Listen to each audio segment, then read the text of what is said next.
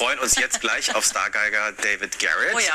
Aber bevor er hier auf dem Sofa sitzt, müssen wir erst mal schauen, in welcher wirklich tollen Mission er unterwegs war. Er hat nämlich einen Hilferuf aus dem Flutgebiet bekommen. Ein Gymnasium in Ahrweiler mit dem Musikschwerpunkt hat bei der verheerenden Unwetterkatastrophe wirklich alle Instrumente verloren. Alles war weg.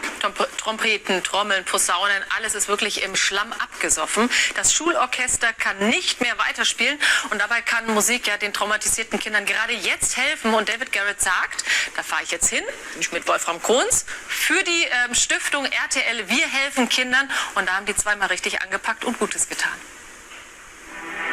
Unglaubliche Bilder, kriegsähnliche Zustände.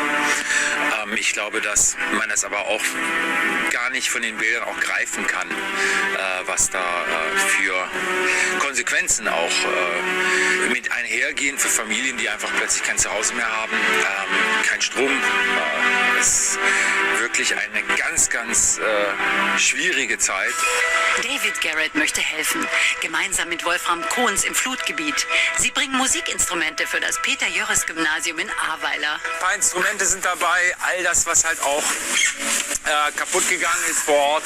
Und da helfen wir heute aus, dass wieder ordentlich Musik gemacht werden kann hier an der Schule. Wir kommen mit Pauken und Trompeten. Die Schule ist auf Musik spezialisiert. Es gibt Bläser- und Streichklassen und eine Big Band.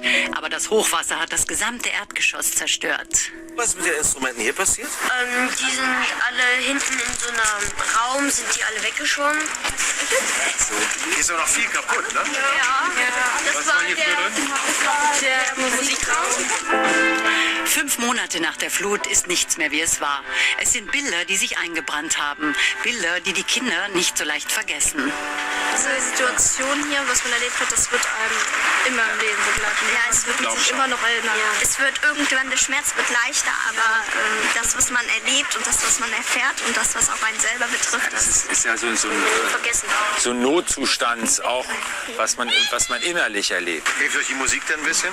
Lenkt das so ein bisschen ab? Wenn ich spiele, denke ich überhaupt nicht mehr an die Flut und bin nur noch da bei diesen Noten und versuche einfach nur zu spielen, um meinen Kopf frei zu kriegen.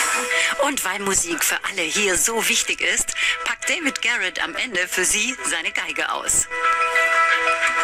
1, 2, 3.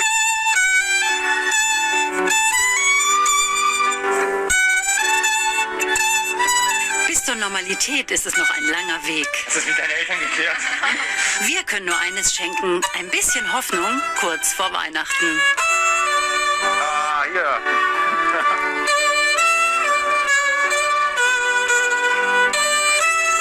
Und das Schöne ist, jetzt sitzt er hier auf dem Sofa. Schönen guten Morgen, David Garrett. Guten Morgen dir, Maurice. Und es ist toll, dass wir jetzt mal nachfragen können. Also du warst ja vor Ort, wir haben es gerade gesehen. Was hat dich denn da am meisten in der Schule bei den Kids beeindruckt? Die Menschlichkeit der ganz Jungen. Also das hat die schon richtig mitgenommen.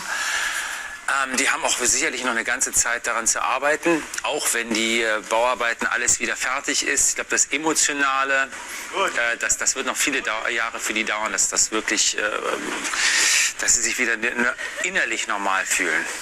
Das ist ja auch ganz spannend. Wir sehen jetzt nochmal die Bilder der Zerstörung. Da kann man sich, wenn man nicht da vor Ort war, kann man sich das nicht vorstellen. Das ist natürlich jetzt schon etwas aufgeräumter gewesen, aber trotzdem, für die Kids ist das kein Alltag. Du hast ja lange mit Elena, mit Anna und mit Gabriel gesprochen. Wie hast du die Kinder erlebt? Wie gehen die damit um? Das wirkt jetzt in so einem Beitrag, kann man das ja gar nicht komplett erfassen. Die sind sehr ehrlich. Also das wird auch nicht vorgespielt, dass es alles wieder normal und super ist. Also die sind da schon, war sehr beeindruckend, mit welcher Offenheit, die mir direkt gegenübergetreten sind, sehr direkt, auch sehr emotional, hat man direkt gemerkt, die haben noch wirklich daran zu arbeiten und das geht mir natürlich auch direkt ans Herz, wenn du jemanden hast, die Elena war besonders von dieser Flut betroffen, hatte auch wirklich Todesangst, das hat sie auch erzählt, dass sie in Lebensgefahr war und da sitzt du schon da und Ich muss da echt schlucken. Ja, da denkt man sich wahrscheinlich auch so ein bisschen, oh, mir geht's gut und jetzt kann ich wenigstens ein bisschen was eine Kleinigkeit. Also es macht einen natürlich dann umso mehr Freude, wenn man ein bisschen aushelfen kann. Also das ganze Equipment ist ja weggesoffen da von der Big Band. Ein paar Instrumente natürlich auch. Und wenn man da irgendwie zusammen mit euch da helfen kann, dann bin ich da natürlich ein winzig kleiner Teil. Aber es macht natürlich auch wahnsinnig viel Freude, weil du siehst, da ist auch direkt Freude bei denen dann auch wieder ein bisschen da.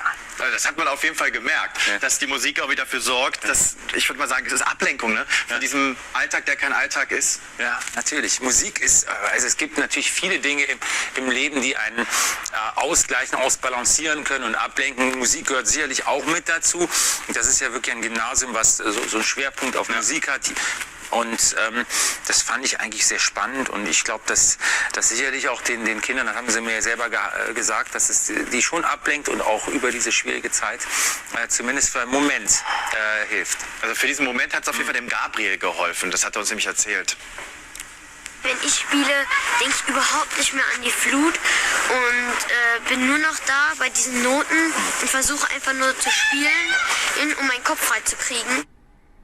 Das ist toll, wenn ein Kind das schon so sagt in dem Alter, dann bin ich bei den Noten und den Kopf freizukriegen. Das zeigt aber auch, was alles schon verarbeitet wurde, bevor man an diesen Punkt kommt, das zu sagen. Ja, das ist noch ein langer Weg, aber ich weiß selber auch aus eigener Erfahrung, als ich sehr jung war, dass natürlich viele Eindrücke, auch diese Abwechslung ist wichtig. Auch wenn du mal eine schwierige Zeit hast, dass du dann wirklich für dich bist. Und bei Musik ist man ja ein Stück weit auch, wenn es natürlich in einem Zusammenspiel ist, aber die Konzentration liegt bei einem selber und das hilft schon. Das Schöne finde ich ja, du hast dir viel Zeit genommen. Du bist rausgefahren ins Ahrtal und das, obwohl du ja eigentlich zurzeit sehr busy bist. Ich weiß, es wird eine Tour vorbereitet für den Herbst nächsten Jahres. Woran arbeitest du gerade noch? Ehrlich gesagt, momentan bin ich relativ chillig unterwegs. Also ich freue mich natürlich auch solche Aktionen zu machen. Ich bin natürlich wir mussten die Tour, war geplant Januar. Die haben es nach hinten verschoben aus besagten Gründen, die hier täglich auf den Tisch kommen. Und freue mich natürlich, wenn es dann im Herbst nächsten Jahres funktionieren wird. Ich hoffe sehr. Ich hoffe sehr. Jeder Künstler zittert irgendwie, weil wir es doch lieben, Musik zu machen. Und dann irgendwie so eine lange Auszeit, das ist schon schwierig. Also ich hoffe es allerdings auch, weil nämlich unsere Zuschauerinnen und Zuschauer dabei sein können. Sie können gewinnen. Und zwar haben wir 2x5 Tickets, die hat der David heute Morgen mitgebracht. Die können Sie gewinnen, wenn Sie uns eine E-Mail schreiben. Und zwar ganz einfach an gmd@rtl.de. Wichtig ist das Stichwort, das heißt Karten, schreiben Sie den Betreff rein. Und dann losen wir aus. Und dann, wenn alles gut läuft, Herbst 2022, können Sie diese Geige hören, die wie klingt, David? Kannst du mal eine kleine Kostprobe geben? Für alle, die es nicht werden, kann man ja auch ein bisschen was Weihnachtliches spielen. Was Stimmungsvolles.